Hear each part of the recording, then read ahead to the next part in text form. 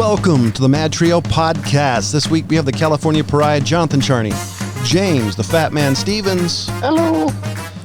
Rob, the old guy. Hey, from the Rob Charney Show. And one of the madmen from the band Masters of Unlocking, Matt Brewer. Hey. Welcome, Matt. Thank you. Oh, for crying out loud. That's the dog. Hi. That's great farting. Great start, man. I'll tell you. I knew that was going to happen. All right, close your face. So this is. I'm just going to go into a place that's quiet. I'm sorry, guys. No, it's okay. You know, it's on one of our previous shows we had a guy who apparently was a DJ behind one of our hosts, and all you heard was the bad beats. You heard like bad porno music. Oh, that's the worst. Okay, he's quiet now. So I did want to mention to y'all, make sure you check out Audacity. It's our sponsor. That's ODDASSITY.com. That's ODDASSITY. It's a social game for everybody. Take a look. They have from safe to work, not safe to work, and more. Make sure you check them out. That's ODDASSITY. And since we have a music guy here, who's obviously in a band, I wanted to mention talk about musicians who passed away that had the most profound effect on you, whether you were a fan of them or not. And for me, it was David Bowie. I wasn't a giant fan of him, but anytime you saw him on screen, he had it. There was something about David Bowie you just could not help and stop to watch him perform, because he had so much. What are the kids today talk about? Swagger? Like if you watch him and them and Queen, David Bowie and Queen together is an amazing thing to see. Yeah. You just love the movie Labyrinth, don't you? Yeah. With his man bowl chain everywhere. Yeah. I have seen that movie. John? I have seen that movie more than anybody should be allowed, because my sister to this day has a crush on the guy. I hate the movie. However, I like the actress who was in the movie.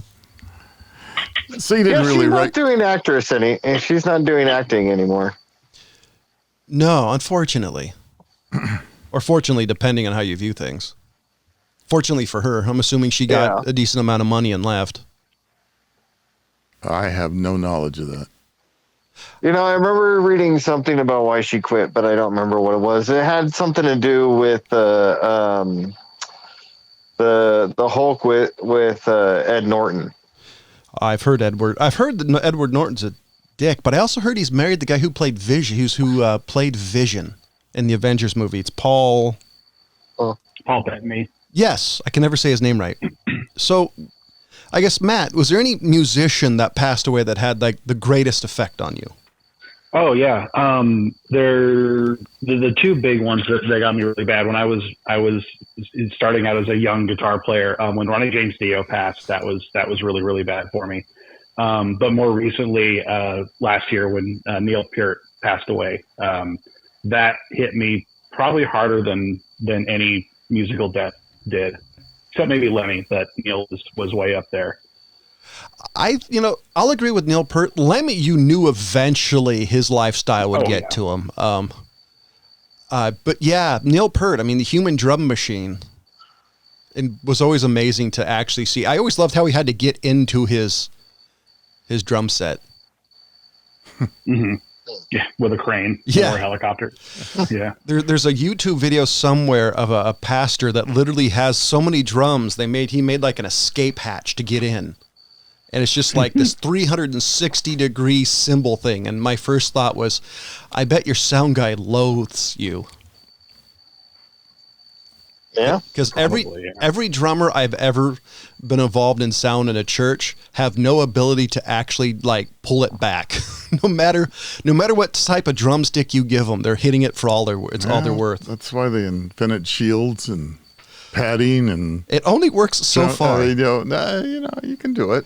I think I went to a church once that actually put them in a separate room with a door.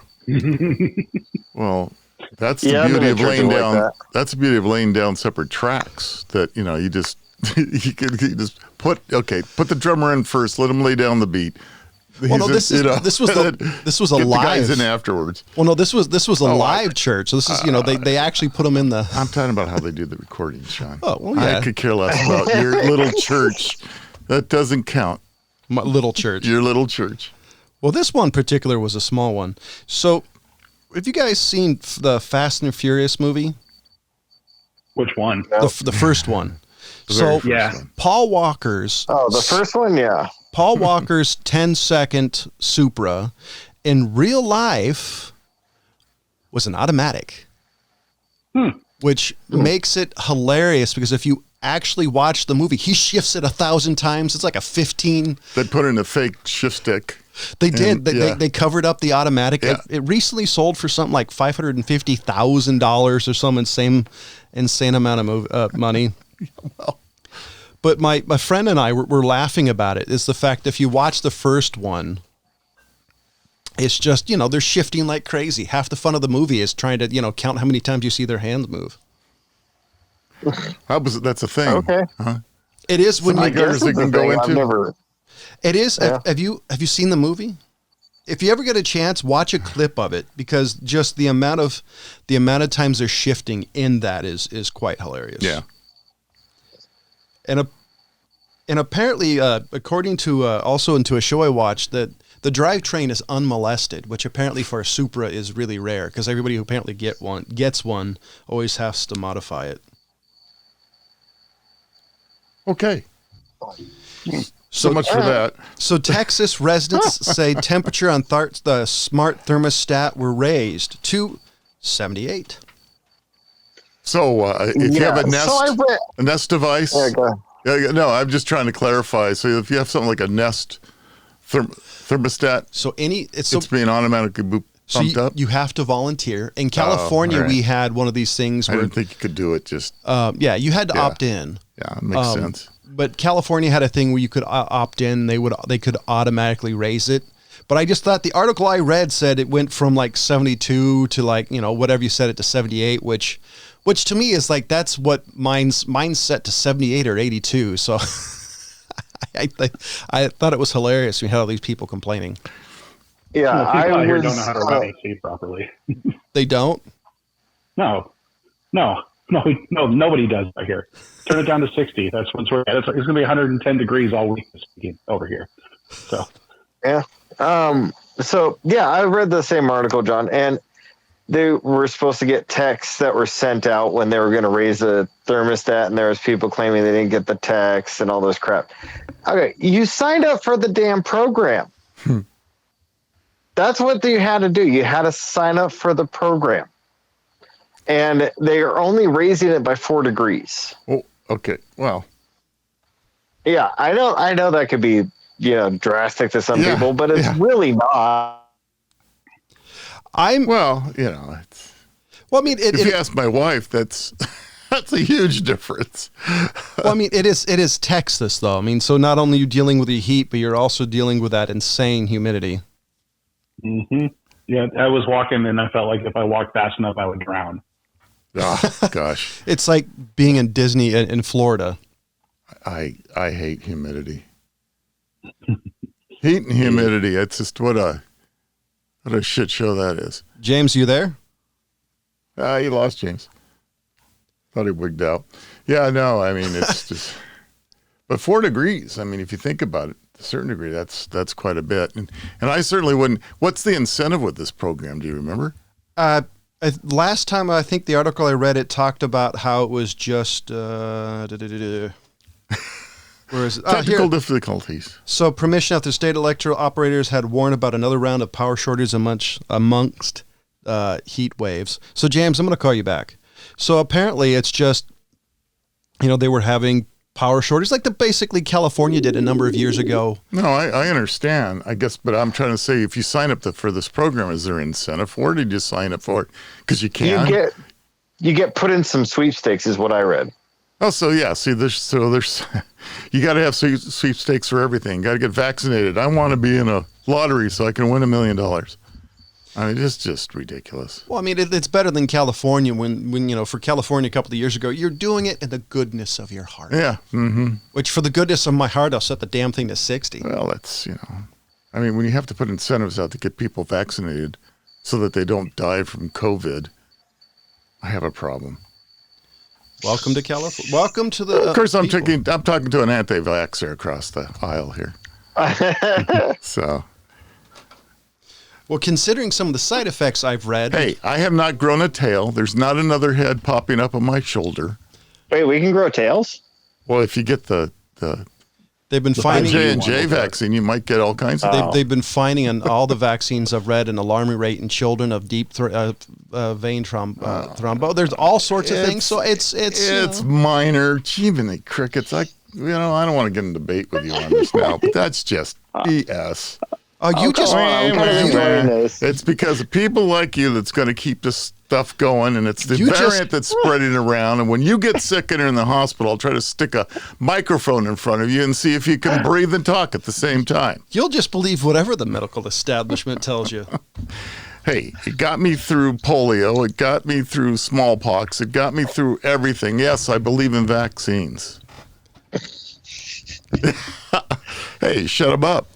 Well, I was about to make a very inappropriate. He was trying to breathe and talk at the same time. I was actually going to make a Zyklon B joke, and I decided maybe I should turn that back just a little bit. I should stop myself before I say something possibly is going to get somebody offended. I'll tell you, some people. John, you can never find out if someone's going to get offended unless you offend them. You got to start somewhere. Let's see if that'll offend them. We'll try this one. So did you know Michael Jackson... That's how I live my life. Yeah, I hear you, James. So did you know Michael Jackson couldn't read music, couldn't really play instruments, but he had the ability to play all the notes, all the harmonies and all that by beatboxing. Well, so basically what he would do is he would say to bass lick, so he'd go like, he'd like, I want it bang, bang, bang, bang. And he would do the whole entire song like this. And then the engineers and all that would figure out how to play it. And one comment actually said, okay, this is how I want you to play the guitar. And he did the whole notes and all that through the entire song. And apparently this came out. What I've heard. Well, he's always been the singer. I mean, since a little kid, it was more singing than anything else. Everybody else, rest of his family, played instruments. True, but it was interesting to me because you don't hear too many people who have that, at least that I'm aware of, that have the ability to, like, they may not know how to play an instrument, but they know like the theory behind it or what makes it, so they do it all like beatbox. Apparently James Hetfield from Metallica does something similar. Besides being the king, besides being the king of the downstroke or upstroke or whatever they call it. Downstroke. Yeah. Excuse you, John. Well, it's a particular way to play guitar that I'd never heard of until you watch. There's a bunch of guitar geeks on YouTube, and they were explaining why James Hetfield's one of the world's greatest guitarists, which I have issues with. He's definitely one of the world's fastest guitarists. Well, that I agree with. But, I think they need to replace the drummer. Oh, Lars?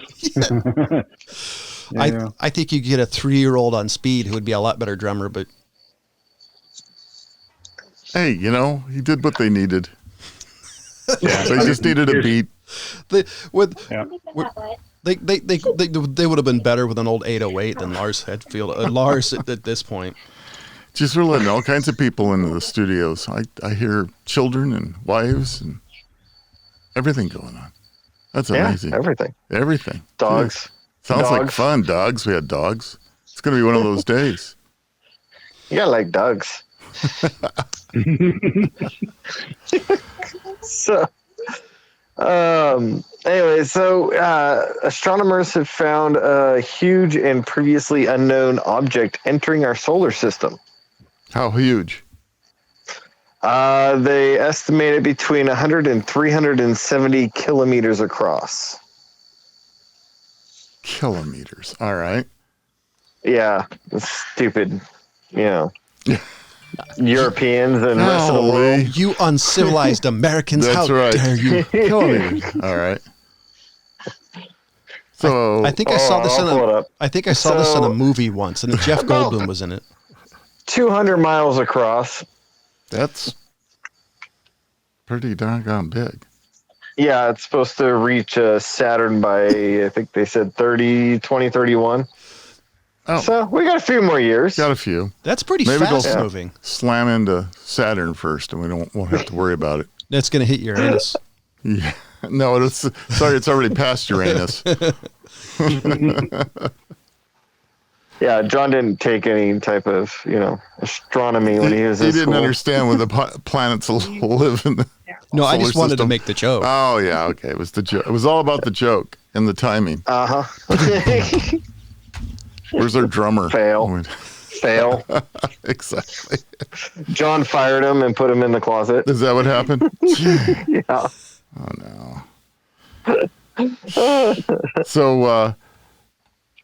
So they just recently discovered this thing, huh? Yeah, they just noticed it coming into our solar system, so it wasn't there before, and then they just kind of noticed it entering, and they're wondering where it's actually going to end up, but they're saying that it should pass by the sun eventually, so maybe we'll be able to see it. Yeah. Maybe it'll be a little dot going across the sun. So talk about space. Yes.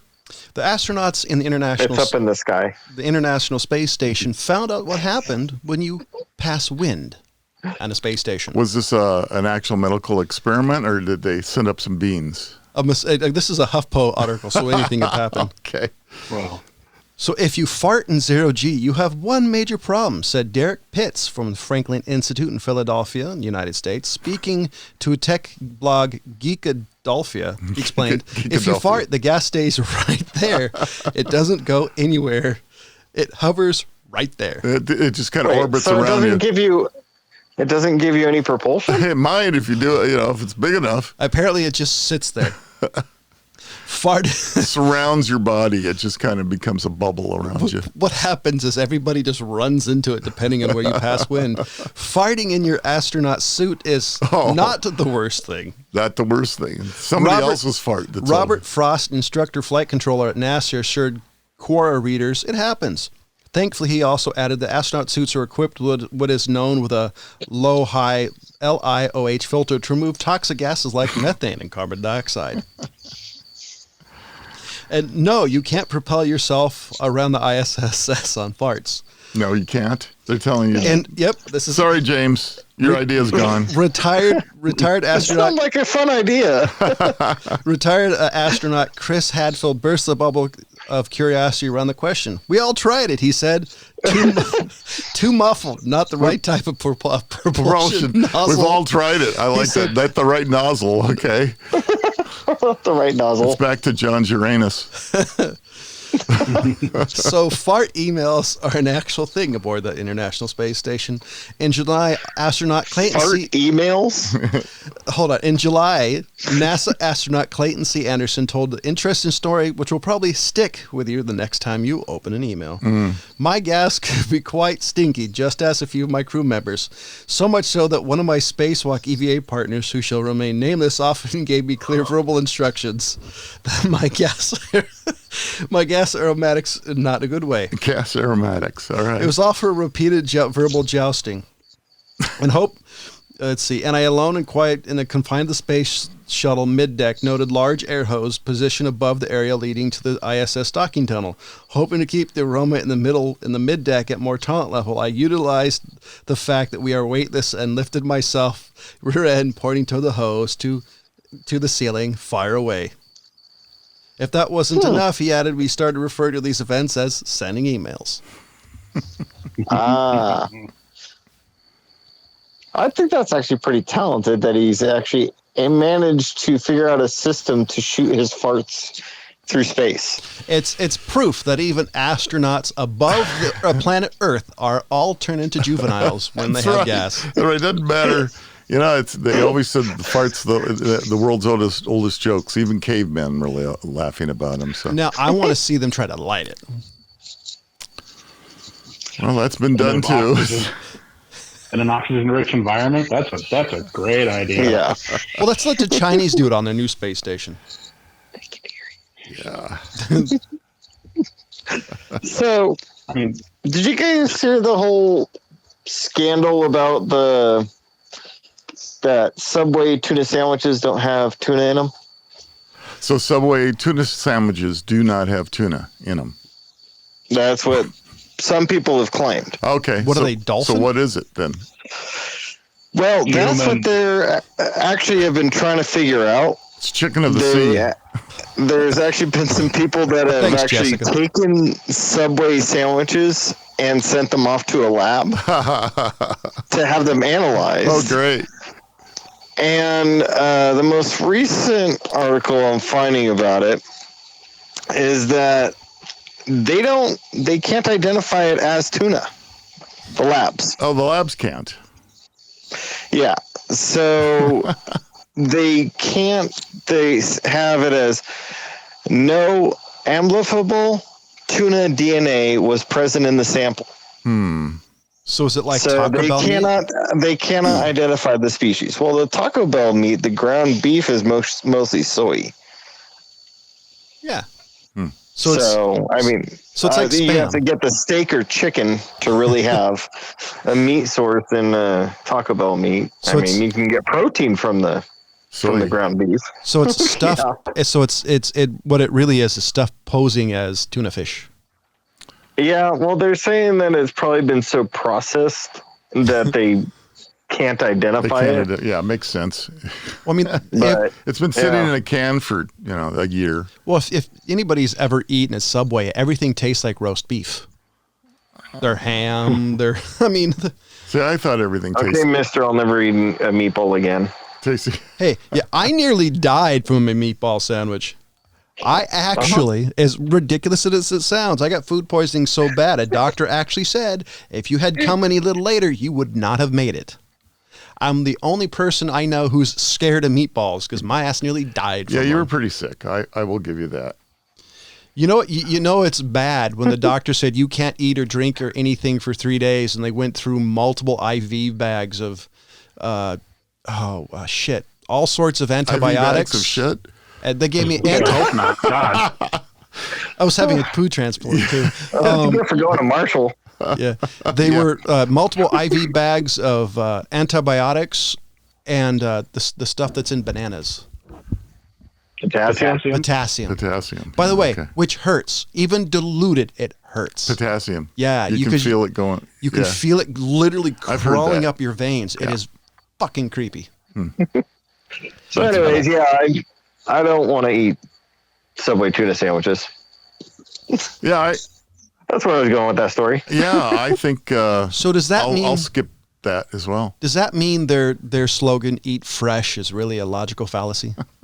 Well, not if you want Well, tuna I think fish. they mean the vegetables. Yeah. You got to eat the vegetables, nothing else. Nothing else. So you're just basically eating a salad with bread. And I guess the bread, they bake the bread there and the cookies. So I mean that's about your freshest stuff there. Wait, didn't they just find out? Didn't we do some sort of article a while ago that said Subway's bread has a high amount of sugar?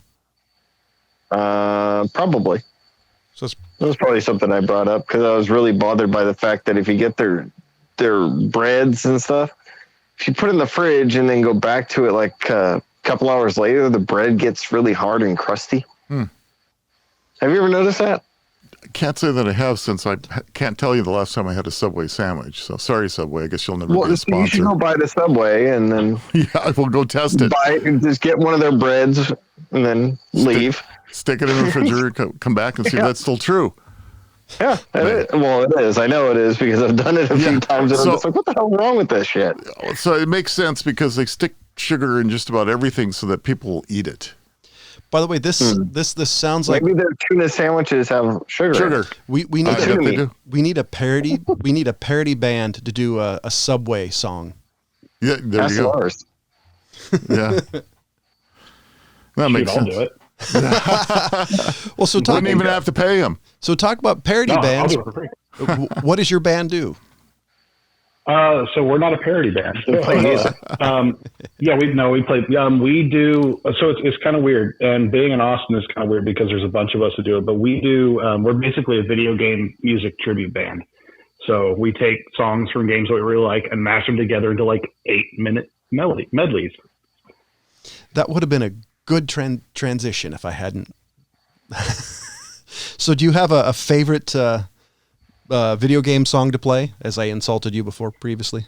Oh, no. It's all good. You don't just be silly.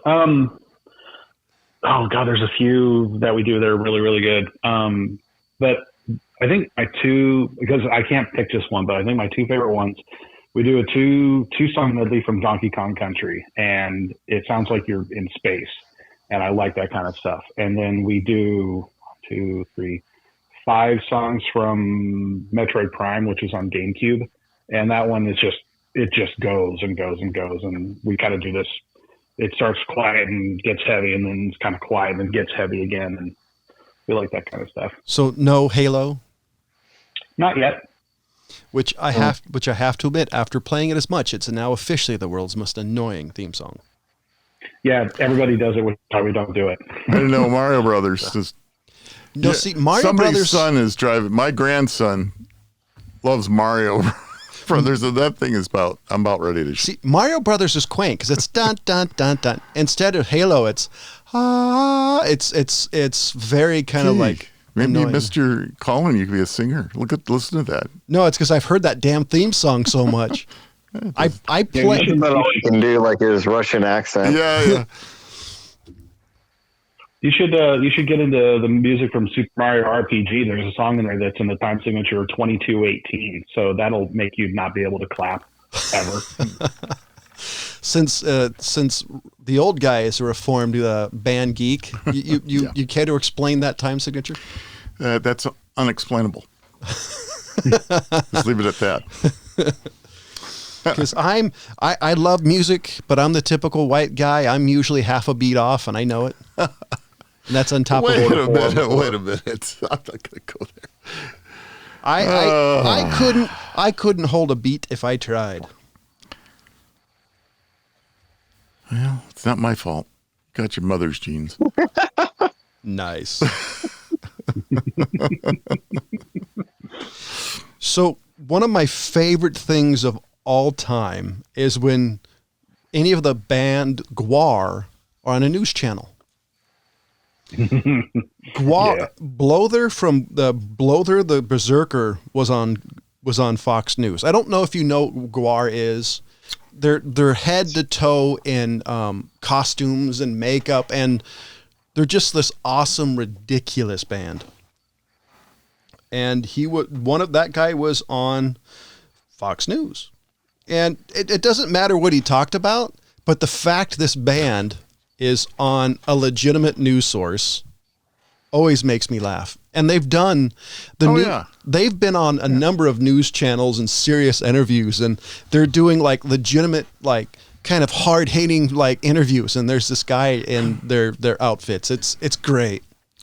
Probably got. Was that he from actually wearing his outfit? Yeah. Oh yeah. Oh yeah. He's all decked out. I've only seen one or two interviews of any of the band guys from GWAR without their suits. Usually they're fully covered. Yeah.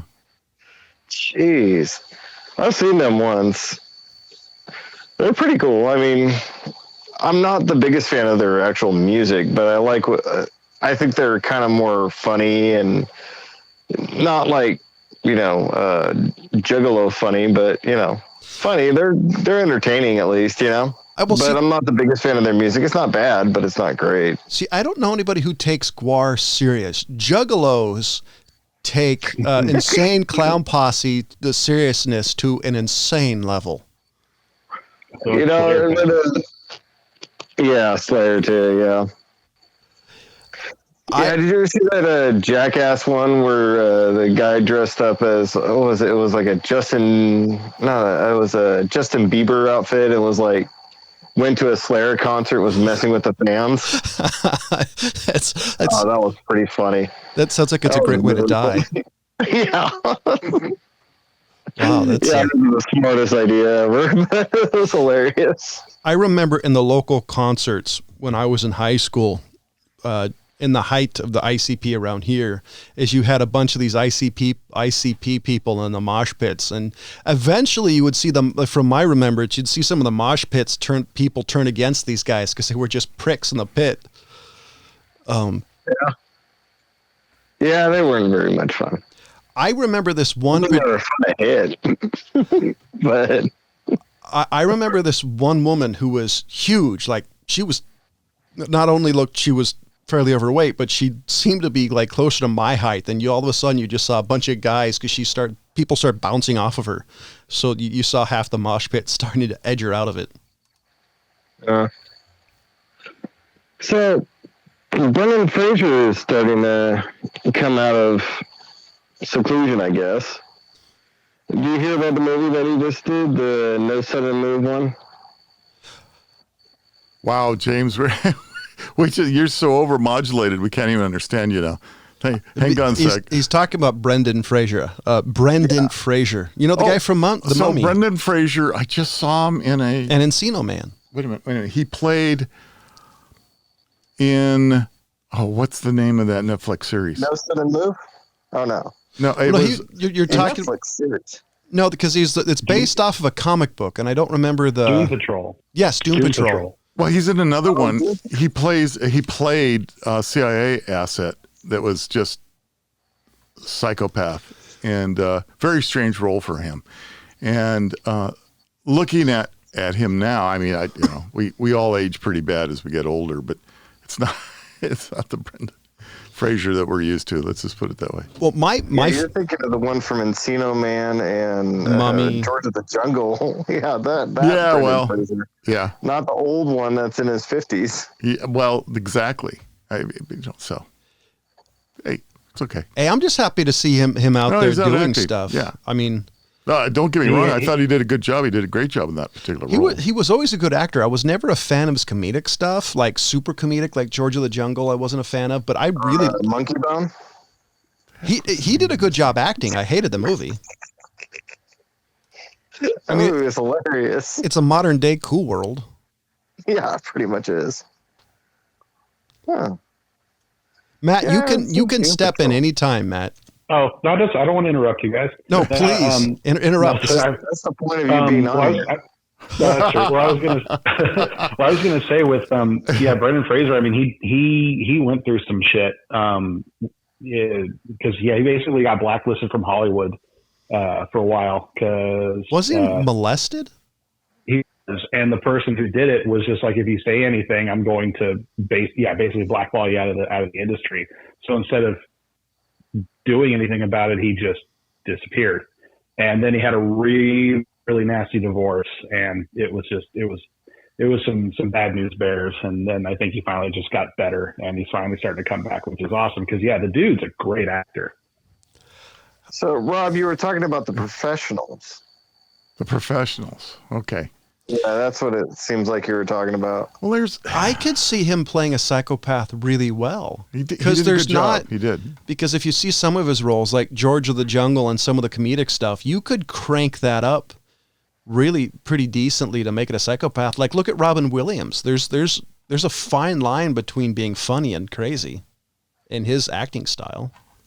I'll never remember the name of the series. It's a series. It's a series where basically based off the CIA. And because I was actually watching it, and I'll be damned if I could. Typical me, I can't remember the name of the movie I'm watching. It happens all the time. Oh, it's a movie? Well, it's a short series. Condor. That's it. Okay, it took me a while to figure out which one you were talking about. Yeah, that's the one. I found it. Yeah. Okay.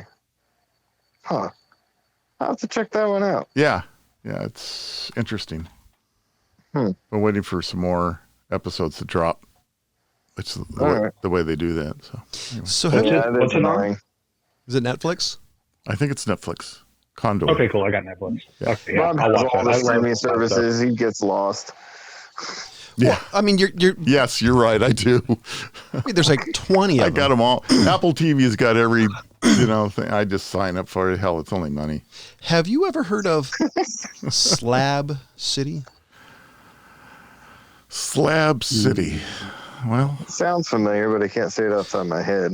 So I'd actually tell you more if my phone hadn't crashed. So Slab City is they call it the last the free, was it the last free city? Basically, it's on an old Air Force base in California in the middle of the damn desert, and people just commune. Death Valley? It seems like it, yeah. Must be. And these people are living in these old, like the Quonset trailers and huts, and Yeah. it's interesting. Slab City, also called the Slabs, is an unincorporated, off-the-grid squatter community consisting of largely of snowbirds in the Salton Trough area of the Sonora Desert in Imperial County, California. So it's like the old Salton Sea type shit? Yeah, that's what it looks like. I mean, these people, like some of these people live in what looks like, a bunch of random clapboard buildings to old trailers. And I watched a documentary on YouTube about it. And it's interesting. You see these people that seem incredibly happy, but they're looks like to everybody else they're living in squalor. It's fascinating. And living dirty. It's very dirty. There's one guy in this documentary. There's one guy that has a shower. There's no real. They say you actually have to truck water in and out. Oh, great. And so if you get a shower, you pay. You give the guy $3, and it's basically a Navy shower. It's wet yourself, soap. Hey, if they're happy. Oh no prior to I you. don't care. But I've never heard of this. Is the first time I ever heard of anything called Slab City. There's I been. knew that. I just didn't know the name. I think what James is talking about, I don't know if that's the same one or not, but there was a documentary not too long ago about the Salton Sea and what happened about that whole area. And Yeah, that was a pretty sad story. yeah, because it was the next big up and coming whole thing, and lots of people built houses and all kinds of things there. Didn't runoff from farms kill it? Yes, they had a number of issues with. Well, first of all, it was water that was a lake that was made by mistake, and because of the salinity in the ground, that's why it was called the Salton Sea. But it was a self-fulfilling I'm prophecy. swimming in that shit. Yeah. Well, what happened is, it just kept getting saltier and saltier and saltier, and evaporation started coming around, and it finally just kind of went away, and there you have it. So much for the Salton Sea. Yeah. So I'm looking at pictures of Slab City. That place is dirty. there is something else I wanted to bring up because it's the first time I've heard this. Everybody has seen either the whole movie or clips of the movie Easy Rider. Okay. Yeah. Nobody that I know of actually knew the people behind the motorcycles was a gentleman by the name of Benjamin F. Hardy and Cliff Vaughn, both black.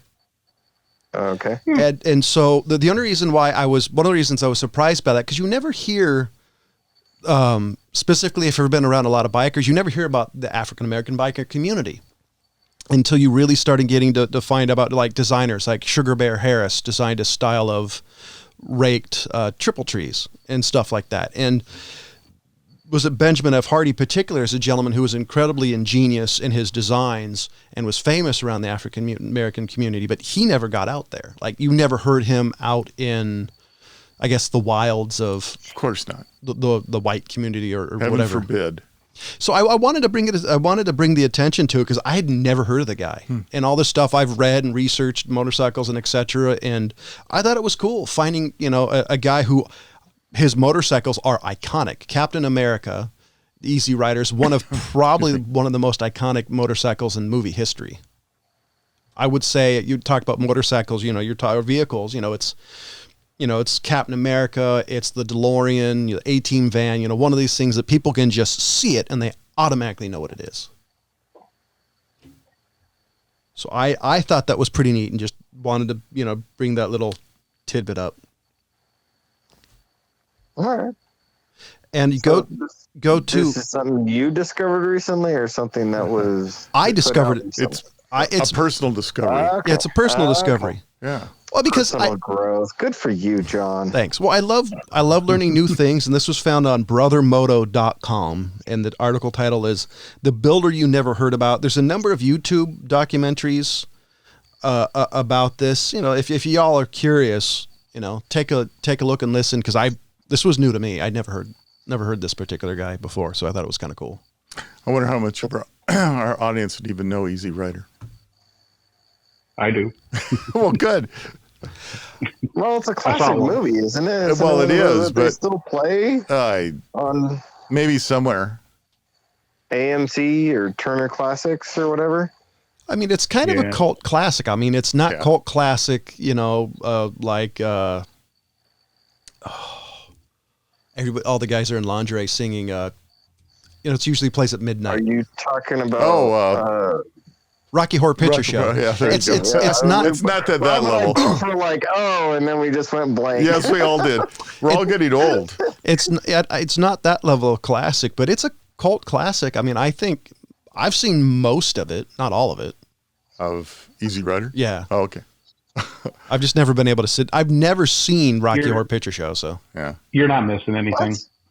Oh, I don't know. Seen it? It's unique. I've seen like clips of it, but never the whole thing. It's like the Titanic. I've never seen the movie Titanic. I recently surprised a friend of mine, and she was mentioning, it's just like the movie Titanic. It's like, oh, you mean the movie that I've never seen? And she got rather highly irritated, and I said, "You've watched the death scene." This is true, and I've seen it like 150 times. Yeah, that's what I'm saying.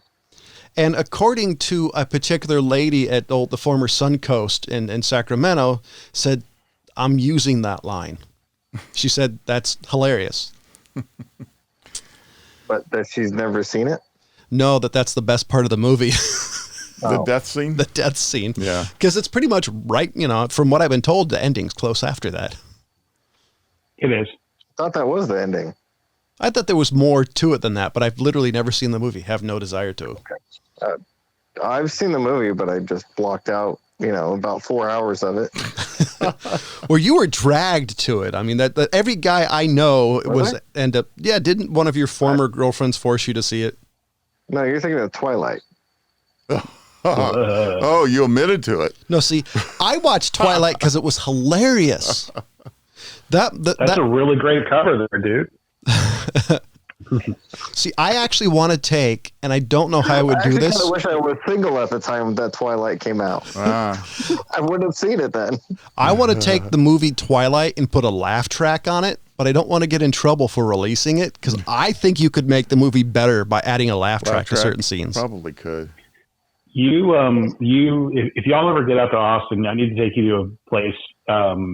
They do a thing out here called the Master Pancake Show, and it's basically live Mystery Science Theater. That's hilarious. That'd be fun. Oh, that'd be fun. Yeah, it would be fun. The Mystery Science Theater shit, especially the ones that they released on Netflix. Did you watch all those?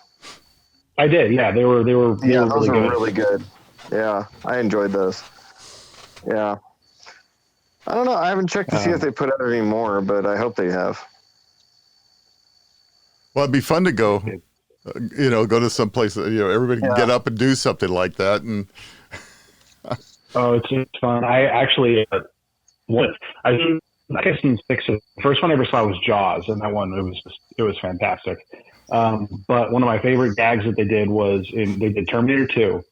And it turns out that the first 3 notes of the Terminator theme are the same first 3 notes of the love theme from Titanic. So when they're lowering the Terminator into the steel at the end of the movie, they're playing "My Heart Will Go On." And I'm just like, son of a bitch, guys! I'm never gonna not be able to hear it now. I hate you.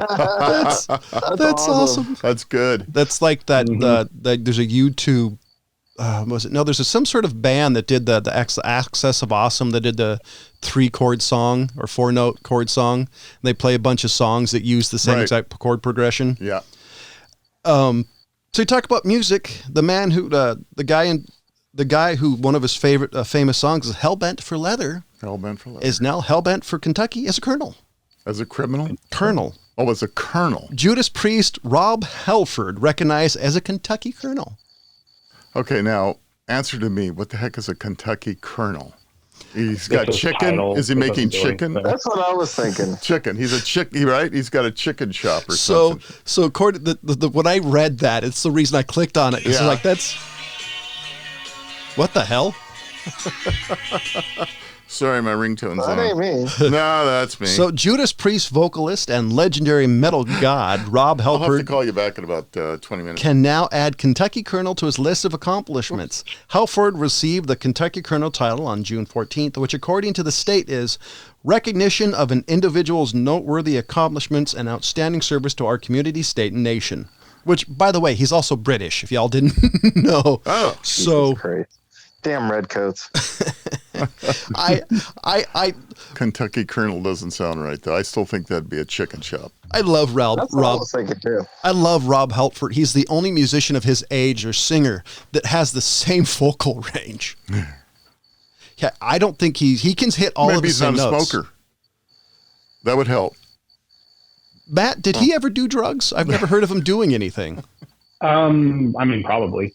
They're never been in the 80s. It's not like Matt hangs out with him, and goes out and parties. He knows more I'd about love it than to. I do, like musically. As far, I mean, I know that he takes care of his voice still. I mean, he's getting close to 70 now. So a lot of those bands with the high soaring vocals, they just detune their instruments down. Cheaters. Well, I mean, it's the easy way to do it. That's what Roger Waters does. They have to tune down to C, so 2 whole steps down from their standard tuning. It sounds heavier. With Priest, it sounds fucking awesome. So too bad it won't help Paul Stanley. His voice is shot. Well, it's Kiss.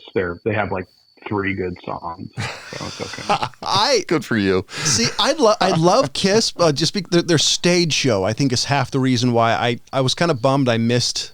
They're in our local. 69.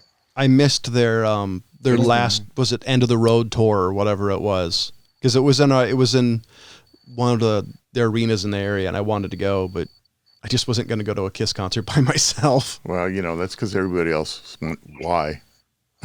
Sorry. Well, it's just like half. Well, John asked everybody, and everybody went, why? There's a couple of reasons why people see Ozzy in concert. One, it's Ozzy Osbourne. I'd and go two, to see Ozzy. And two, is he gonna like hurt himself? Because if you actually watch him on stage, he's frail, but he's one of the greatest rockers in history. I saw him 2017, 2018. Right before the pandemic, and it looked like they brought him out to the side of the stage on a lark and then like pushed him out. I swear that's what they did, because it looked like he came stumbling onto the stage and then all of a sudden snapped into his act. Yeah. It was really weird. I like James Brown style. I still think he's going to go down as one of the most under-recognized vocalists in history. Yeah. Ozzy? No, he's not. You don't think so? No, absolutely not. No, he's been inducted in the Rock and Roll Hall of Fame twice. I don't give a shit about that thing, but I mean, he's recognized. No, he's recognized. He gets the love that he deserves. He really does. He does. You know who doesn't? Graham Bonnet. He's amazing. So he was. Yeah, sorry, I was about to go off into a underappreciated metal band from the '80s, but no, go ahead. I was gonna keep going. I was gonna ask you, who was he? Like, what was the band he's in? Because I don't particularly know. So it's all good. So he actually cut his teeth. He replaced Dio in Rainbow when Dio went to Sabbath and they did the Heaven and Hell record. Oh wow. Yeah. And I love Rainbow. Ricky Blackmore is one of my favorite guitar players of all time. So like anything with him, I'm just gonna be like, yes, please. But so after that, he ended up forming this band called Alcatraz. They released 2 records, and he caught lightning in the bottle twice, because the guitar player that he got for record number 1 was Yngwie Malmsteen. And then Yngwie left to do his own thing, because he's a big Swedish bastard with an ego the size of China. And then he was like, Graham Bonnet was like, all right, well, I need somebody else. So he just started looking around, and he ended up snagging Steve Vai. Wow. So, yeah. So it was just like, oh, well, that happened. And Vi was fresh off tour with Frank Zappa. So you can imagine how amazing that was. Oh, wow. That's great. Yeah. Yeah. But yeah, it's so funny. Like, you look at Graham Bonnet and like, oh, he's a metal singer. And you see him, he looks like he dresses like James Dean, Aviators with a pompadour and all that. And then he opens his mouth and it's just like, oh my God, that's just amazing. Huh. Wow. Never heard of him. I've heard of the bands. I didn't hear of his name. I do love the difference. That's his point. Most unrecognized, right? Yeah. There's a lot of talent out there that's not recognized, though. A lot. I love 80s metal because I loved how it switched from the 80s. It went to, going so high that only dolphins 600 miles away can hear you, to what it turned into the mid to late 90s. We have all these guys grunting and quasi screaming like Pantera. I always thought it was a strange mix when you go, like, if you got like Judas Priest, and next thing you got, is I hear a bird, like Cannibal Corpse or something. It's just a weird Twitter. switch. Just Twitter going That's on. somebody's phone. Oh, Twitter. No, Okay. it's James trying to call me. And Oh, I'm ignoring it. It's all good. That's right. He calls himself, ladies and gentlemen. it's his son, sure. James. The other junior. It'll stop eventually. He'll give up. My dad never picks up the phone. What's I can wrong do it with him? eventually. Answer that damn phone, Dad. And you know what the problem is? Sorry. Everybody who knows James is going to be like, hey, I hate to break it to you, your dad never picks up the fucking phone. I do. I have to see who's calling. And getting James, Well, picks up the phone to look at the caller ID. After that, who knows? you got to send a couple of text messages and maybe a carrier pigeon, and then he'll answer the fucking phone. I like the robocall I got today. Caller ID said from Washington D.C. So I thought Biden was calling me. I just had to call him. I just had to answer it to find out it wasn't Biden. I was just so disappointed. Who was it? I don't know. It was a robocall. Extended car warranty? Probably. I don't know what he was trying to do. I just didn't. I actually answer them at work. I got one a couple of days ago that said, "Hi, my name is Bob," and he was East Indian, saying, "You just enrolled in Medi-Cal," and blah blah blah. I said, "Well, I did. Really? That's news to me." He's like, "Well, what do you mean?" It's like, "Well, I'm able-bodied. I'm not in a wheelchair. I'm currently at work while you're harassing me." He said, "So what do you mean?" "I'm at work. I can walk. There's nothing wrong with me." And this guy just had this really puzzled expression, like, "I did not apply." And then you heard click. Now they don't answer the phone. Now they know anytime I actually go to call, like you always hit 1 and you can talk to somebody. They hang up every time I hit 1 now. Oh, they can't stand you any longer, huh? Jeez. I did that once. They didn't like me very much. I think the best one of all time is I got an MCI guy so pissed. I think MCI didn't call my parents' house for like a decade. 'Cause I was just being an asshole. I was a kid. You just have to do what I did. What's that? Oh, Keep them on the line for like 45 minutes and then hang up.